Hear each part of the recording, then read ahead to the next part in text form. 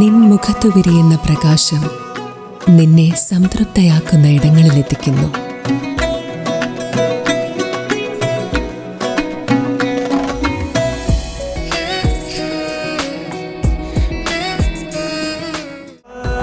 പ്രൗഢമായ ബന്ധങ്ങൾ, പ്രൗഢമായ പൊന്നിനൊപ്പം. Janatha jewellery, Vadakkanchery, Ottupara, Chelakkara, Pazhayannur, Thiruvilwamala and Kuwait. Chelakkara grama panchayat ഹാളിൽ മഹാത്മാഗാന്ധി ദേശീയ തൊഴിലുറപ്പ് പദ്ധതിയുടെ പ്രത്യേക ഗ്രാമസഭ ചേർന്നു. പഞ്ചായത്ത് പ്രസിഡന്റ് ടി ഗോപാലകൃഷ്ണൻ ഗ്രാമസഭ ഉദ്ഘാടനം ചെയ്തു. ചേലക്കര ഗ്രാമപഞ്ചായത്ത് ഹാളിൽ മഹാത്മാഗാന്ധി ദേശീയ ഗ്രാമീണ തൊഴിലുറപ്പ് പദ്ധതിയുടെ പ്രത്യേക ഗ്രാമസഭ വിപുലമായ പങ്കാളിത്തത്തോടെ സംഘടിപ്പിച്ചു. ഗ്രാമപഞ്ചായത്ത് പ്രസിഡന്റ് ടി ഗോപാലകൃഷ്ണൻ യോഗത്തിന്റെ ഔദ്യോഗിക ഉദ്ഘാടനം നിർവഹിച്ചു. വരും സാമ്പത്തിക വർഷങ്ങളിൽ പഞ്ചായത്തിൽ നടപ്പിലാക്കേണ്ട തൊഴിലുറപ്പ് വികസന പ്രവർത്തനങ്ങളും ലേബർ ബഡ്ജറ്റും ചർച്ച ചെയ്യുന്നതിനാണ് പ്രത്യേക ഗ്രാമസഭ ഒത്തുചേർന്നത്. ചടങ്ങിൽ ഗ്രാമപഞ്ചായത്ത് വൈസ് പ്രസിഡന്റ് ഫൗസിയ ഷെഫീഖ് അധ്യക്ഷത വഹിച്ചു. Panchayat secretary M Jayalakshmi, assistant secretary Hussain എന്നിവർ പദ്ധതി വിശദീകരണവും അവലോകനവും നടത്തി.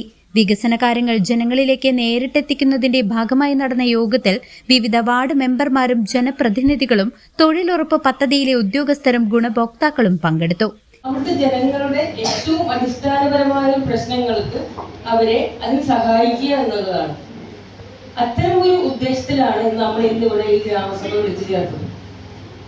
138 വർക്ക് ഒട്ടും പൂർത്തിയാവാതെ കിടക്കുന്ന പ്രവർത്തനങ്ങൾ പെട്ടെന്ന് നിർത്തലാക്കുകയാണെങ്കിൽ അത്രയും ഗുണഭോക്താക്കൾക്ക് അതിന്റെ ആനുകൂല്യം ലഭിക്കില്ല എന്ന് മാത്രമല്ല, ആ തുക തിരിച്ചടയ്ക്കാനും സർക്കാരിന് പറയാം.